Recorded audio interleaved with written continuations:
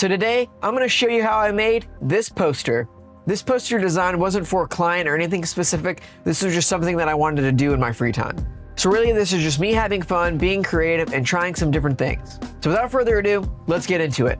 So before I started designing this poster, I found this really cool image of this couple standing back to back together, and it just kind of gave me some inspiration, and I thought I could do something cool with it. So my initial thought was that I could turn it upside down, split it down the middle, and then shift them, and it might create some kind of interesting composition that I could use. I spent some time playing around with that idea, but something about it just didn't really sit right with me. So what I ended up doing was flipping it back over so they were right side up, but still sticking with them being split in half and misaligned so that way they weren't actually standing back to back like they were in the original photo. Once I had the couple arranged in a way that I liked, I started to add some typography into the poster. The first phrase that popped into my head that I thought might fit was "together but alone." I guess just kind of playing off this idea that even though that the picture is originally of this couple standing back to back together, now they're split apart and they're not actually as close together as you might think. So I guess conceptually, this poster is really about being together with somebody but still feeling alone and isolated. I'm not sure why, but something about this composition just made me want to kind of play around with typography a little bit.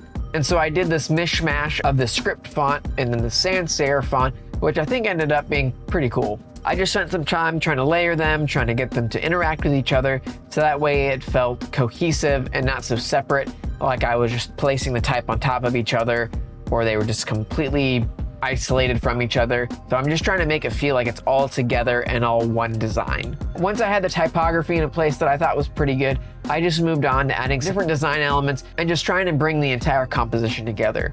So one of the things that I ended up doing in this poster was kind of creating this secondary box in the upper left. And I think one, it kind of frames out the poster in a unique way, but I also think it kind of drives home the concept of the poster because it's essentially sectioning off these two people. So you have the woman in the top left and then you have the man in the bottom right. I think it also helped that it wasn't done right in the middle of the poster, and so it kind of shifts everything over to the right side, so it's not quite evenly spaced. And I think it makes it a little bit more exciting than it would be if I just put it right down the middle.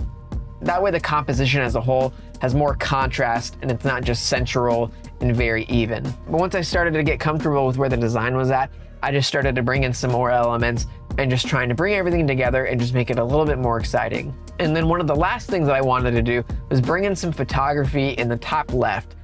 I just had this empty spot and it just felt like it needed something. So what I ended up doing was bringing in a photo and then just adding some effects from the filter gallery on top of it. I think this was a great way of filling out that space without drawing too much attention to it. But then after that, it was pretty much just adding some textures over top and then adding some halftone textures to the actual photos and the photograph.